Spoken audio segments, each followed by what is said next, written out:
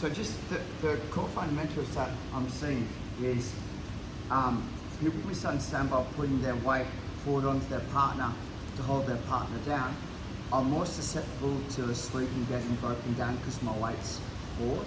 And anytime that my toes are on the ground, by default my weight's forward. So what I try and do is I try and get my toes up, and this way it gives me a bit more balance point. Toes down, I don't have the shock absorber, I don't have the spring to be able to move, I'm kind of flat-footed. So I do like to be here. But the thing is, from here, it's 45 degrees out. I don't want you guys lifting. So what I'm saying is, some of you guys, you're lifting to come over, you're now susceptible to the sweep because you've changed your balance point. What we want to do is we just want to kind of go low, slide, exaggerated, slide, exaggerated, push, and I'm low from here. Now, what we're going to do is going to deal with my partner's reactions, and this will be the point where I choose what to do. If my partner does not react by opening their legs, we're going to go to the overhook pass, which will be the focus we're going to have a look at now. Option B will be that my partner pulls their legs out to try and armbar a triangle from here. We're going to go to the underhook pass. So right now I'm in this position. I want to do one of two things. I want to close the gap, so I'll put my head down first and I get hold behind the knees. And what I'm doing is I'm cupping my wrist. I don't want to go here, the lasso's too big. I want to be able to pull and cinch the lasso tight. But if I'm here, the lasso doesn't kind of change the area. Where I'm here, I can tension it up into my chest. So take the space away, head goes down, cup, and here. This is the most important part now, is this. Put your weight on your tippy toes and squeeze the legs together. And now, swap to the side and look for your guard pass. So it's really important I get the knees together, so it's harder for my partner, number one, to rescue guard. Number two, push them on the knee line and hip line. It's hard for my partner to hip escape. They generally go, now I can't move these, so I go to my hands. Once the hands push, it creates a space for me to be able to attack or come into it, clears the debris.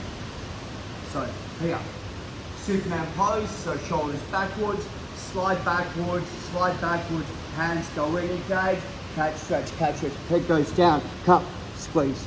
And my partner, you know, like I said, this is common, most common reaction that you're going to get. Cool. Now, start to look for the big mount. Squeeze your knees, and you're probably going to get a tap from here, but JP's way too tough. So triangle, the big mount, the lock, hey? Yeah, it's so good, hey? If the triangle lock is on my left side, my head's on the right side. So I have a weighted point, and I have a weighted point. Excuse me, that was not long. Eli.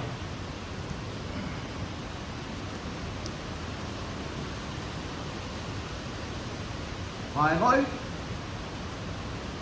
Slide it out, root grip, elbows on, catch, stretch. If it's not working, slide backwards, catch, stretch. Head, hands, tippy toes, pass.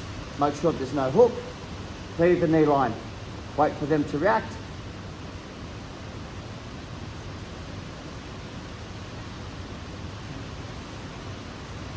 It's a really good pass, but you limit what they can do to you.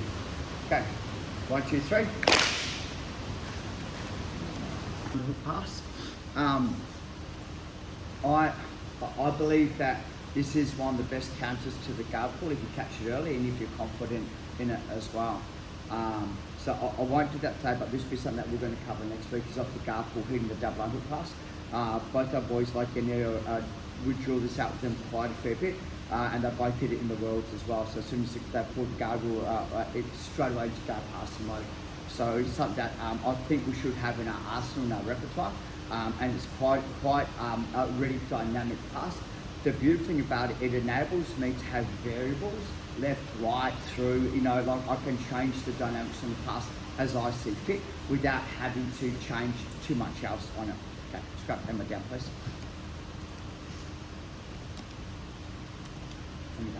So we've got to the position where I've split the guard open and I have the pass. So I've kind of in this position where Emma's legs are here. And what happens is as I'm putting my head down, before I have a chance to wrap the legs, before I have a chance, Emma pulls her knees to her chest to try and, like, you know, from here.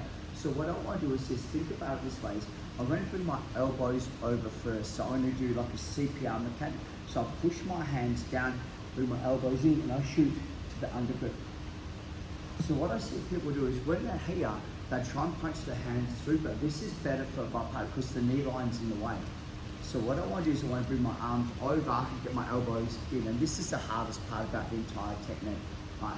Once we're here, I like to go knee up the coccyx or knee up the bottom, and that's my frame system, which allows me, when I yank my hands backwards really hard, it stops Emma from following me. So I'm not here, I bring this in. I drop low, and I yank, and all I want to do is get to it. It's exactly the same thing. I have to grip. I have to grip. Right. Now, what I'm going to do is, are you okay? If I stack up a fracture and pop off. So what I see people do is they try and pass from here. The downfall about it is I'm behind the knee line. So Emma's hamstrings and legs are much stronger than my passing mechanic.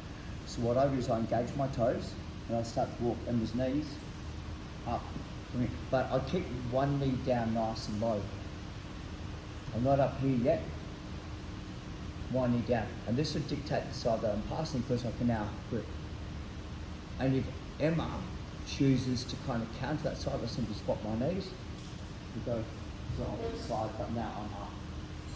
So this is a really good way to pass the guard as far as it goes. And I'm not trying to like stack my partner. I'm more trying to make a C with her back so that'll take the power out. I don't want to go too far over because that can roll me over as well. So once I'm here, I like to go onto the belt line. This is stop the hand fighting. Because I want to be here, you know, and they can hand fight, yeah, you know, and back in the game. So I do like to go here. I do like to go step up. So that's the normal reaction we get, like is, you know, like that they put their frames in to stop.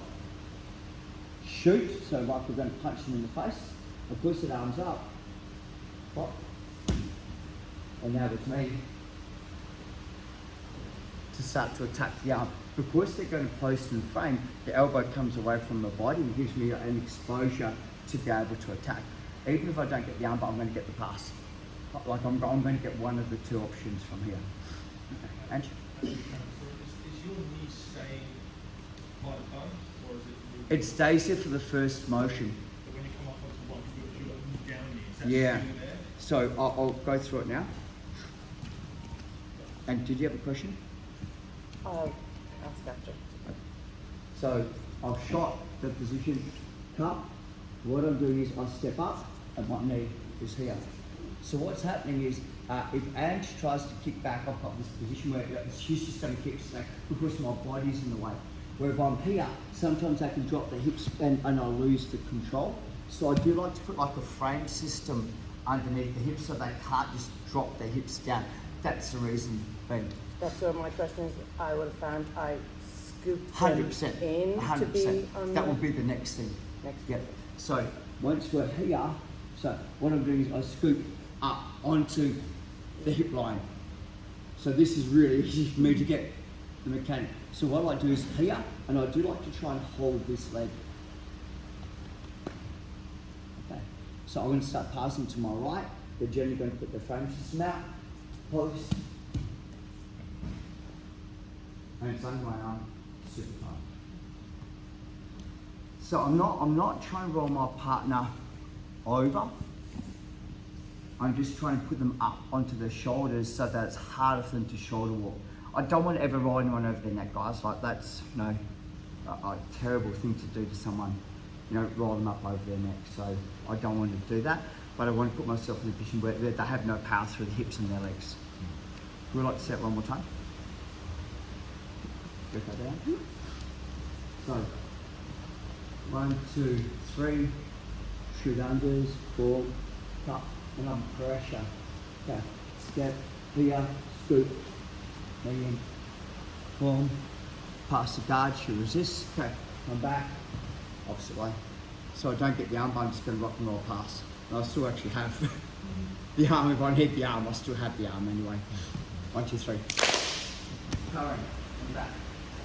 Slow motion, small details, armbar. I need them to frame. If they're not going to frame, it doesn't work so well. Right, so I need frame. That's head first. That way, please. Perfect. Okay. So we have the double unhook pass system here. Cut my hands together. I take it to about, come up, post, come around the side. Watch. Post. Knee ride. Already got the arm. Step.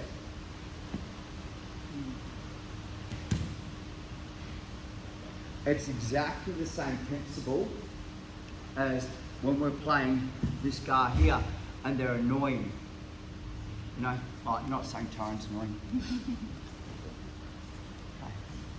So here, post,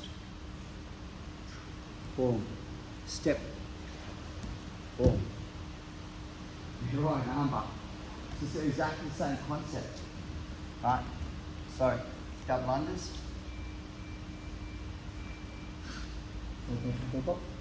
1, 2, stack them up, lift the hips, post, post, knee.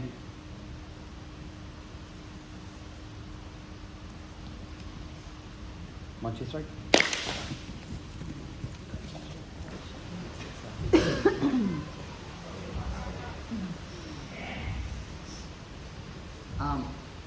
There's times, probably the wrong person, that the person's too big.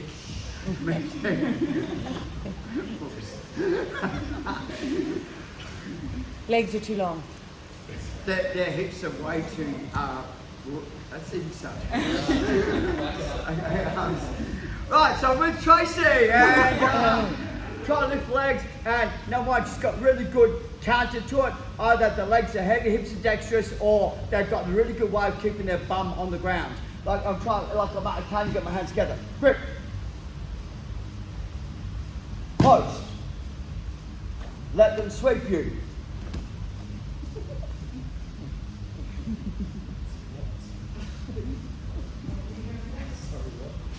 Here. Grip. Post.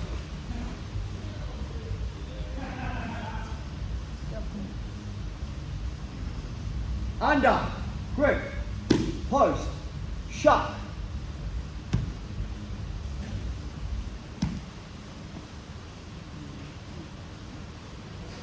Exactly the same move by going under the legs instead of coming around the side. Angie. Come on down.